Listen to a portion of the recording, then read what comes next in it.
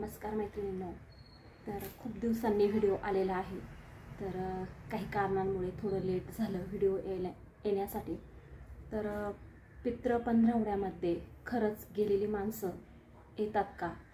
तर असा प्रत्येकाला प्रश्न पडतो. मलाही हा आजपर्यंत प्रश्न पडत होता की खरंच येत असेल का गेलेली माणसं ह्या पितृ पंधरवड्यामध्ये आपल्या घरी जेवायला. तर खरं हे हो, खरंच येतात. कारण मी स्वतः माझ्या डोळ्यांनी पाहिलं आहे.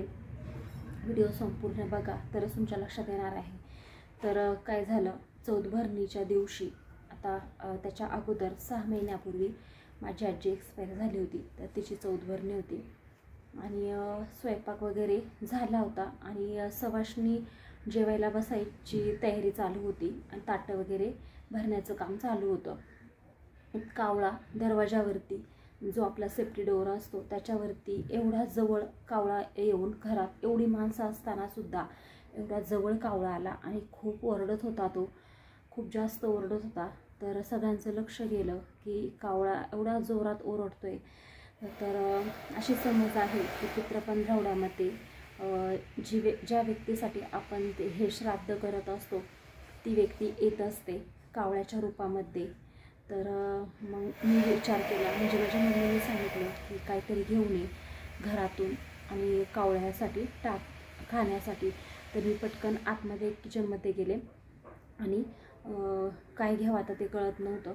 मग पटकन मी एक लाडू घेतला आणि कुठं ठेवायचा, तर तो दरवाजावरती ओरडत होता, म्हणजे कोकत होता. तर तो लाडू कुठं ठेवायचा म्हणून मी जागा बघत होते. तर एक भिंत होती आणि त्याच्यावरती ठेवायला खूप जागा कमी होती. पण काय माहिती नाही, मी त्या भिंतीकडे जात होते कावळ्याला लाडू ठेवण्यासाठी.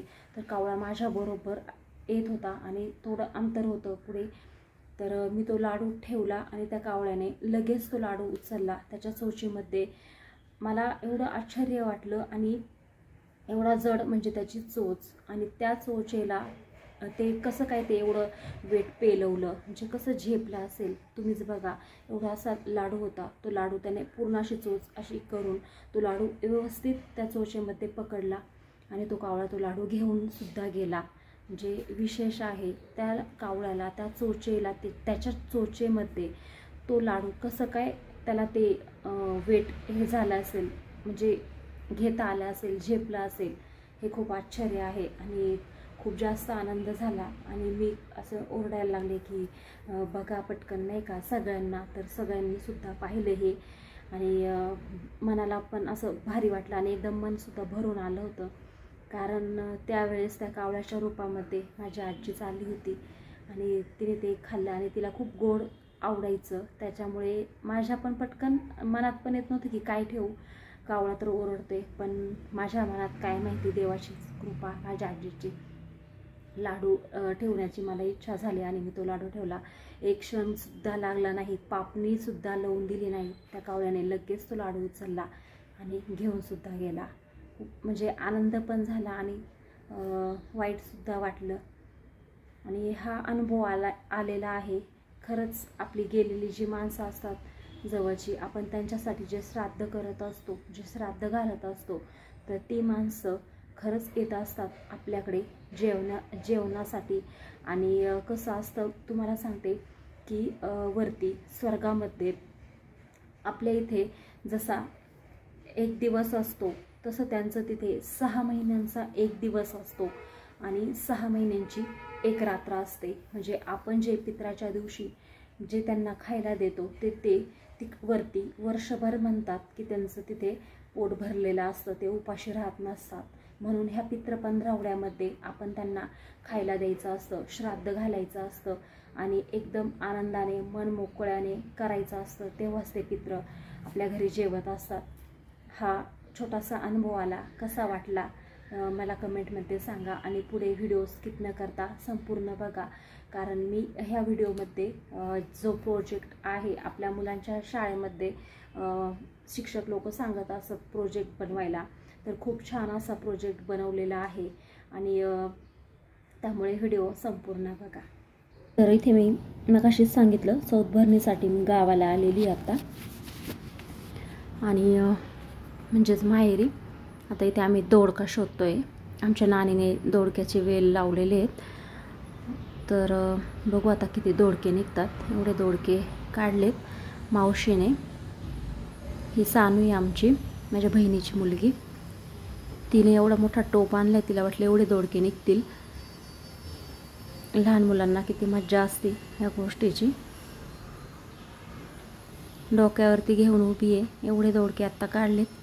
बघू आता किती निघतात.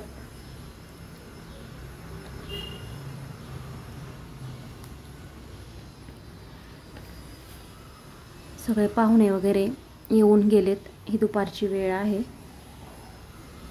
चौथभरणीचा कार्यक्रम सकाळी असतो, तसे संध्याकाळी पण येतात पाहुणे, पण दुपारपर्यंत खूप जास्त येतात. इकडे जेवण चालू आहे आणि इथे आता मी तुम्हाला दाखवते बाहेर. इथे माझ्या आजीचा फोटो, पूजा वगैरे केली आहे, नैवेद्य आणि हे ओटी वगैरे सगळं भरले. ह्या पद्धतीत सगळं असं करावं लागतं. आणि माझ्या आजीला भजनाची खूप आवड होती, त्यामुळे भजन ठेवलेलं आहे बाहेर. ते तुम्ही बघू शकता, भजन चालू आहे. खूप तिला भजन आवडायचं. गवळणी वगैरे खूप तिच्या पाठ असायच्या. देवाचं खूप वेड होतं, खूप देवाचं करायची. आता इथे हा प्रोजेक्ट चालू आहे. तुम्हाला मी मागाशी सांगितलं प्रोजेक्ट मुलांचा. आता एक्झिबिशन आहे स्कूलमध्ये, त्यामुळे हे बनवायचं तयारी चालू आहे. तर तुम्ही व्हिडिओमध्ये बघू शकता. तर ह्यासाठी मी कोणते कोणते साहित्य घेतले ते सांगते. तर ब्ल्यू गन घेतलेली आहे, रिबन घेतली आहे रेड कलरची आणि वुडन स्टिक आहे. आता हे रिबन कट करायची. पक्षाप्रमाणे भुरकन उडून जातात माणसं. डोंगराआड गेलेला माणूस परत येतो, पण ढगाआड गेलेला माणूस परत येत नाही. का कोणास ठाऊक, माणसं न सांगता भराभर सोडून चाललीत एकमेकांना. कित्येक स्वप्न तशीच सोडून ढगाआड. माणूस मेल्यानंतर माणसं हळहळ करतात. सत्ता, संपत्ती, अहंकार, ईर्ष्या, स्पर्धा सगळं किती क्षणिक आहे. इतका अनुभव यापूर्वी कधी आला नसेल. आपलं प्राधान्यक्रम चुकले आहेत. एकमेकांना स्पर्धा करता करता जगण्याची स्पर्धा झाली. नको त्या गोष्टींना नको तितकं महत्त्व देणारी, किरकोळ अहंकारासाठी एकमेकांना अगदी बोलणं सोडून देणारी माणसंच आहेत. माणसाचा क्षणाचा भरवसा राहिला नाही. फुलपाखरासारखं क्षणभंगूर झालंय जगणं. त्यामुळे माणूस माणसात असेपर्यंत माणसांनी माणसाशी माणसासारखंच वागलं पाहिजे. मी का माघार घेऊ, मी का फोन करू, मी का कमीपणा घेऊ, हे सगळं सोडून आधार, धीर, आनंद घेतला पाहिजे.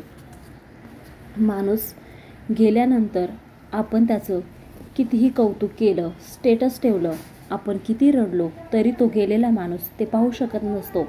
हे त्याला कोणी सांगूही शकत नाही. म्हणून मैत्रिणींनो, जिवंतपणीच एकमेकांना प्रेम द्या, आधार द्या, मदत करा आणि नात्याला महत्त्व द्या. आणि जीवन किती आहे हे कोणालाही माहिती नाही. त्यामुळे प्रत्येक क्षण, प्रत्येक दिवस हा आनंदाने जगा. उद्याची चिंता कशाला करायची, काय माहिती कोणता दिवस आपला शेवटचा असेल.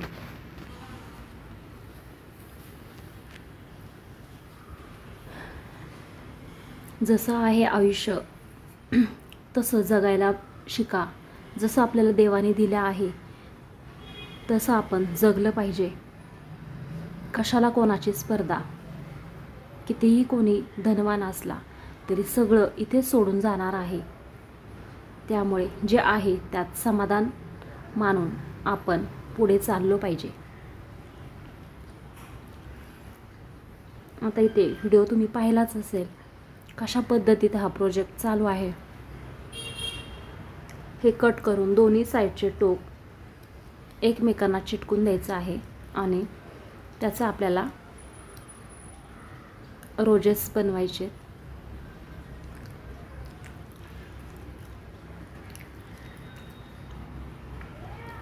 आणि ते कुठेही प्लॅस्टिकचा वापर नाही, रिबनचा आहे.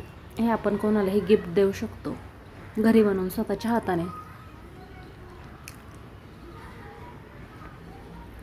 आता एंगेजमेंटमध्ये ओरिजिनल फुलं असतात, सुकून जातात ती, म्हणजे जे आपण नवरदेव देतो नवरी मुलीला, ते ओरिजिनल फुलं असतात, ते सुकून जातं. मग हे जर तुम्ही या पद्धतीत जर तयार करून रोजेसचं जो गुच्छ असतो तो जर दिला तर तो तुमच्या आयुष्यभर लक्षात राहणार आणि ती वस्तू आयुष्यभर तुमच्याकडे राहणार आहे.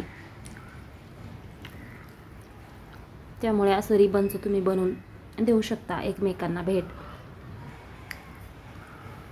आणि दुसरी एक चांगली गोष्ट म्हणजे इथे कुठेच प्लॅस्टिकचा वापर नाही आहे.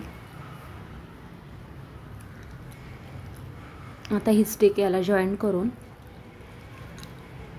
सगळ्यात अगोदर कळी बनवून घेतली आहे गुलाबाची. त्यानंतर हे सगळं असं रोल करून गम लावून व्यवस्थित ते आपल्याला चिटकून घ्यायचे. ते रोज तयार झाले. करायला थोडंसं चिकट काम आहे आणि कुठलीही गोष्ट जर करायची म्हटलं हे अवघडच असते, पण मनावर जर घेतलं तर ती सोपी होऊन जाते. मेन माणसाला आवड महत्त्वाची आहे. किती सुंदर दिसतं हे फूल. यामध्ये मी मोती लावणार आहे नंतर.